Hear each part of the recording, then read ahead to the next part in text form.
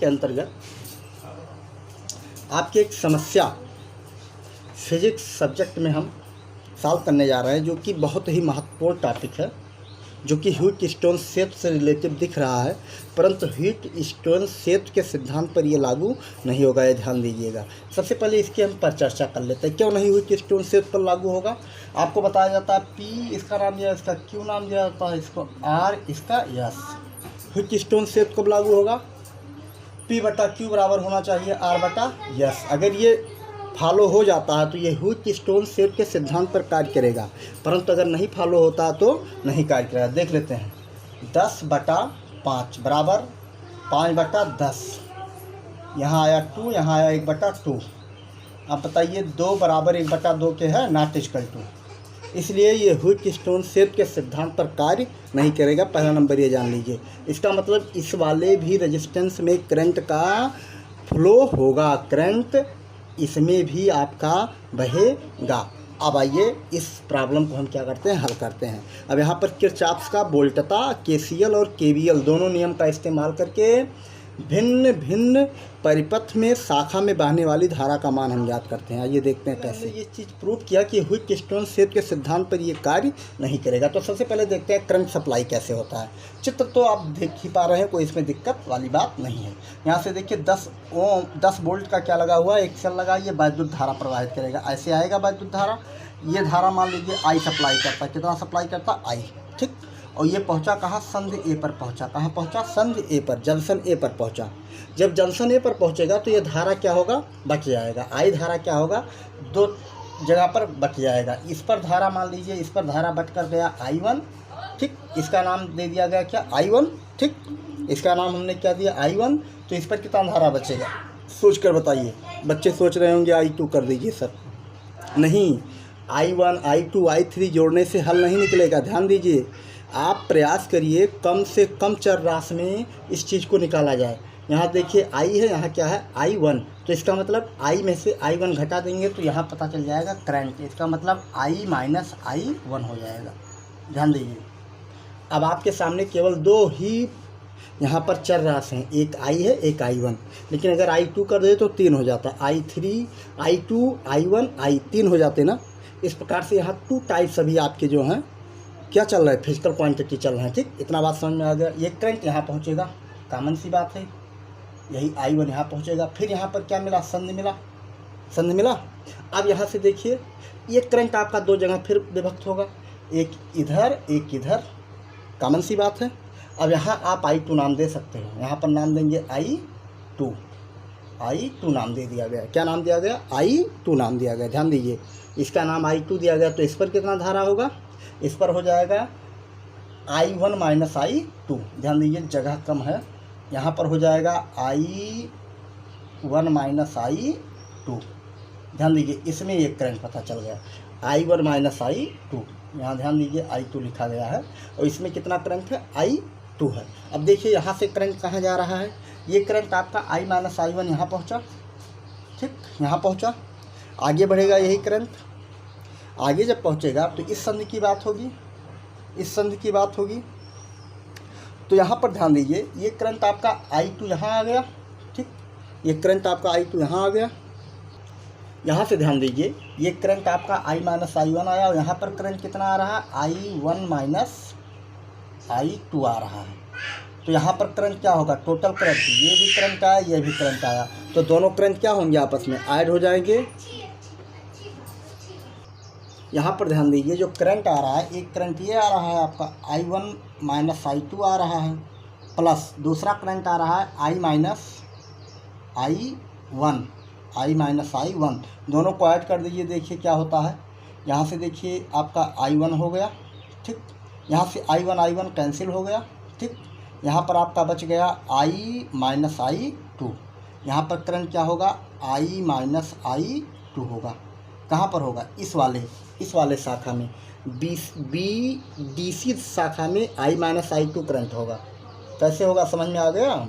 ये करंट और इस करंट को हमने जोड़कर इस पर निकाला है, ठीक। और ये करंट आगे बढ़ेगा, ऐसे बढ़ेगा। यहाँ पर आपका हो गया I माइनस I2 हो गया, यहाँ पर करंट क्या है? I। इसका इस नोड पर अब 2 करंट मिल रहे हैं, 2 करंट जुड़ रहे हैं ना। दो करंट जुड़ रहे हैं। तो ये बताइए इस पर कितना करंट होगा। ये आपका I2 हो जाएगा प्लस ये वाला करंट I माइनस I2। यहाँ से देखिए ये आपस में कैंसिल, तो करंट कितना आपका, इनपुट कितना दिए थे आप I, तो आउटपुट कितना होना चाहिए I। देखिए I मिला कि नहीं मिला। इसका मतलब इनपुट करंट आपका I है तो आउटपुट करंट भी आपको मिलेगा I। यहाँ से I करंट आपको मिल जाएगा। अब हमें भिन्न भिन्न शाखाओं में क्या निकालना है, धारा का मान निकालना है। धारा का क्या निकालना है, मान निकालना है। तो हम लगाएंगे यहाँ पर KVL रूल।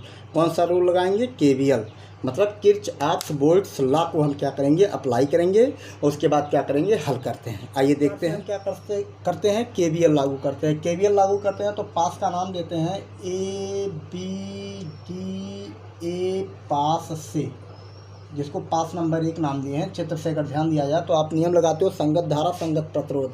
यहाँ पर प्रतिरोध कितना है, 10 है और धारा कितना है, I1 है। ठीक, इस डायरेक्शन में चल रहे हो। अब इस पर आओगे, इस शाखा पर आओगे तो डायरेक्शन आपका यही चलने का है और धारा की दिशा भी सेम है। तो प्लस चिन्ह आएगा और हो जाएगा 5 × I1 माइनस I2। ठीक, फिर माइनस चिन्ह आएगा। माइनस चिन्ह इसलिए आ रहा है क्योंकि आप कि धारा का डायरेक्शन ही है, आप चल रहे हो इस डायरेक्शन में। तो हो जाएगा 5 × I माइनस I1 इक्वल हो जाएगा 0। 0 क्यों, क्योंकि इस पास में कहीं आपका सेल मेंशन नहीं है, कोई विद्युत वाहक बल नहीं मेंशन किया गया। इसको सिंप्लीफाई कर लेते हैं। 10I1 plus 5I1 minus 5I2, ये हो जाएगा -5, ये हो जाएगा प्लस 5I1 इक्वल 0।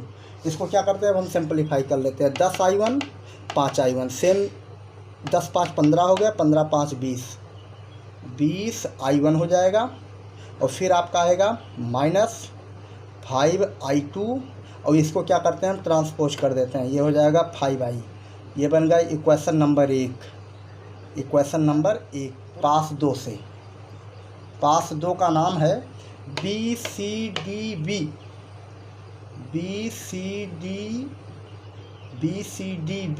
से हम विचार करते हैं। पास 2 पर अगर ध्यान दिया जाए तो देखिए संगत धारा संगत प्रतिरोध। धारा कितना है, देखिए यहाँ से हम चल रहे हैं ऐसे। तो धारा की दिशा में चलोगे तो धनात्मक और धारा के विपरीत चलोगे तो ऋणात्मक। इस डायरेक्शन में चल रहे हैं तो यहाँ पर धारा क्या है, I2 और यहाँ पर कितना ओम रेजिस्टेंस लगा है, 5। तो ये हो जाएगा आपका 5I2। फिर इस डायरेक्शन में आओगे तो यहाँ पर देखिए धारा की दिशा ये है, आप चल रहे हो इस डायरेक्शन में, इसका माइनस चिन्ह आएगा। और यहाँ पर धारा का मान कितना है, I माइनस I2 और रेजिस्टेंस कितना है, 10। तो 10 × I माइनस I2। फिर आपका इस डायरेक्शन में चलोगे तो ये हो जाएगा माइनस, क्योंकि आपका धारा की दिशा ये है और चल रहे हो इसमें कैसे, इस डायरेक्शन में।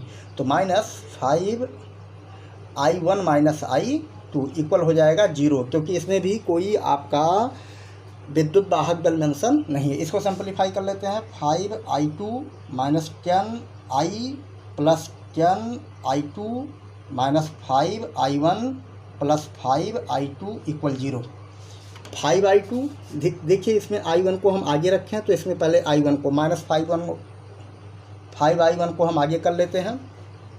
5I2 10I2 कितना हो गया, 15 और ये 5I2 20 हो जाएगा, प्लस 20I2 इक्वल हो जाएगा। इसको हम ट्रांसपोज कर देते हैं। 10I को हम ट्रांसपोज करेंगे तो इधर हो जाएगा 10I। ये बन जाएगा इक्वेशन नंबर 2। Equation number 2। अब समीकरण 1 और 2 की सहायता से क्या करते हैं, हम हल करते हैं। इक्वेशन 1 और 2 को क्या करते हैं, हल करने पर, इक्वेशन फर्स्ट एंड सेकेंड को क्या करने पर, हल करने पर हल कर लीजिए। तो सबसे पहले यहाँ पर ध्यान दीजिए, ये 2 चर रैखिक समीकरण बन रहा है, जिसको आपको विलोपन विध या फिर बीजगुणनखंड विध या फिर प्रतिस्थापन विध से क्लास 8 में बताया जाता है, लेकिन यहाँ हम विलोपन विध लगाएंगे। तो सबसे पहले समीकरण 1 लिख लेते हैं। 20I1 माइनस 5I2 इक्वल हो जाएगा आपका 5I। इसी के नीचे इसको हम मेंशन करते हैं 5I2, फिर हो जाएगा आपका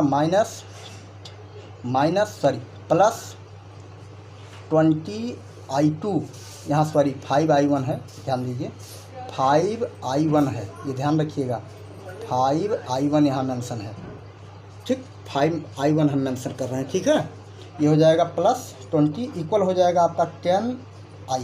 अब इसको क्या करते हैं, हम क्या करते हैं, किस विध से, विलोपन विध से। विलोपन विध में क्या करते हैं, 5 का गुणा पहले वाले में, ठीक, पूरे में 5 का गुणा और 20 का गुणा इस वाले में। आप स्वतंत्र हैं, इसके गुणांक का इसमें गुणा करेंगे, इसके गुणांक का इसमें, पूरे में गुणा होगा, ध्यान दीजिएगा। यहाँ देखिए हमने 5 का गुणा किया है और इसमें किसका गुणा करेंगे, 20 का। तो इसको गुणा कर देते हैं, ये हो जाएगा 100 I1 माइनस 25 I2 इक्वल हो जाएगा 25 I। यहाँ से देखिए 20 का गुणा करेंगे तो ये हो जाएगा 100 I1, यहाँ बन जाएगा आपका प्लस 400 I2 इक्वल हो जाएगा आपका 200 I।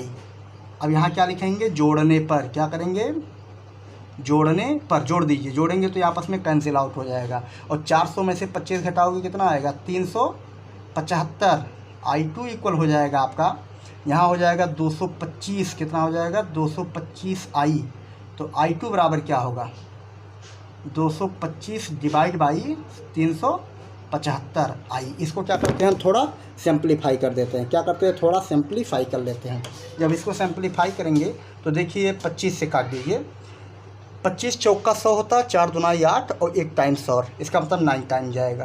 कितना टाइम जाएगा, 9 I अपान, और यहाँ देखिए 25 चौका 12 और 12 3 15 टाइम्स जाएगा, इतना I हो जाएगा, 9 I अपान 15। इसको और सिंप्लीफाई करें तो 3 त्रिका 9 हो जाएगा, 3 पचे 15। इसका मतलब I2 बराबर आपका आ गया 3/5 I। I2 बराबर आपका आ गया 3/5 I।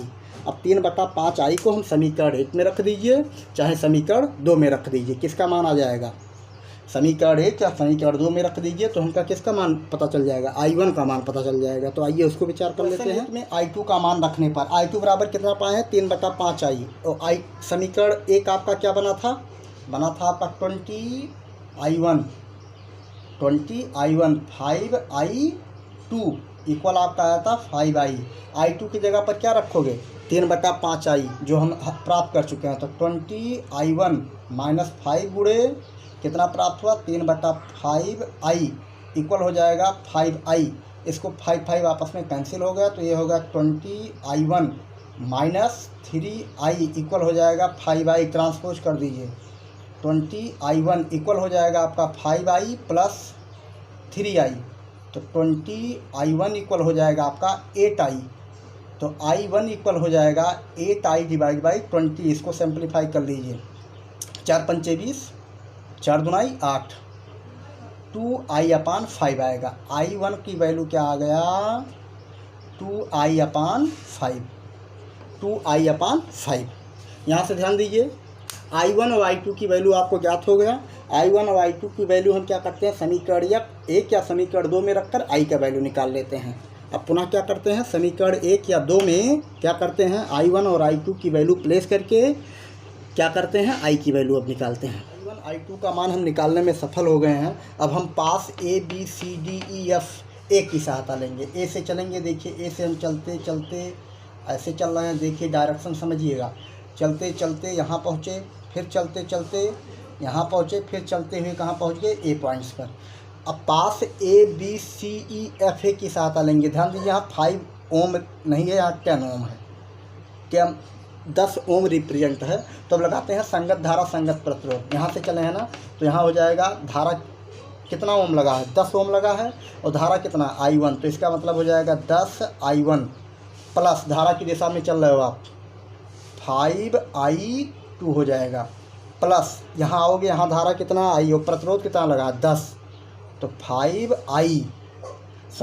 10 I हो जाएगा। संगत धारा संगत प्रतिरोध, यहाँ देखिए 10 ओम लगा है, यहाँ धारा कितना I, तो ये हो जाएगा 10 I इक्वल हो जाएगा कितना वोल्ट, इस पूरे परिपथ में वोल्टेज कितना लगा, ये देखिए 10 वोल्ट लगा, कितना लगा 10 वोल्ट। विद्युत वाहक बल की क्या होता है, बराबर होता है। तो I1 I2 का मान इसमें क्या करते हैं, विचार रख देते हैं। तो 10 गुणे I1 बराबर आया आपका 2 I अपान 5 प्लस 5 I2 का मान कितना आया है, 3/5 I प्लस 10 I इक्वल हो जाएगा 10। ठीक, यहाँ से देखिए 5 दूना 10, 2 दूना 4 I, ठीक, प्लस 5 कैंसिल आउट हो जाएगा। यहाँ आपका रिजल्ट देगा 3 I प्लस 10 I इक्वल हो जाएगा 10। तो 4 3 7 10, 17 I इक्वल हो जाएगा 10। तो I बराबर कितना आ गया, 10/17 एम्पेयर। ये लीजिए सब वैल्यू अब निकल कर आपके सामने आ चुका है। आई का वैल्यू कितना आया, यहाँ से आई का वैल्यू देखा जाए तो कितना आया, आई का वैल्यू आ गया 10/17 एम्पेयर, 10/17 एम्पेयर। I1 I2 की वैल्यू आपको पहले से ज्ञात है, तो हमें भिन्न भिन्न पास में बहने वाली धारा का मान क्या करना है, निकालना है।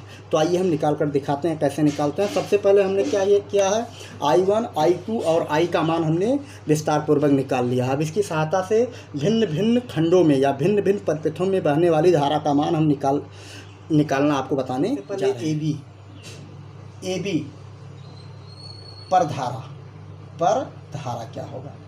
ए बी वाले खंड पर धारा की बात करेंगे तो धारा कितना दर्शाएगा, I1। ए बी पर धारा I1 है, अतः हो जाएगा आपका I1 बराबर क्या हम प्राप्त किए हैं, I1 बराबर पाए थे 2I/5।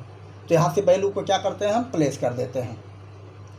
I1 बराबर हमने क्या पाया था, 2I/5 पाए थे ना, तो I की वैल्यू को क्या करते हैं हम यहाँ पर प्लेस कर देते हैं। तो I इक्वल क्या पाए थे, 10/I, 2I/5 पाए हैं। तो I की वैल्यू क्या है यहाँ पर, जो कि हमने निकाल रखा है, क्या 10/17, ध्यान आया, 10/17, 5 दूनी 10, ये हो जाएगा I1 की वैल्यू जो आएगा 4/17 एम्पियर, 4/17 एम्पियर। एक आंसर आ गया, किस पर मिला, ए बी पर। ऐसे अगर बात करें BC के लिए, BC के लिए बात करेंगे तो BC पर धारा क्या बह रहा, I2। तो I2 बराबर हम क्या पाए थे, 3/5I, ध्यान आया।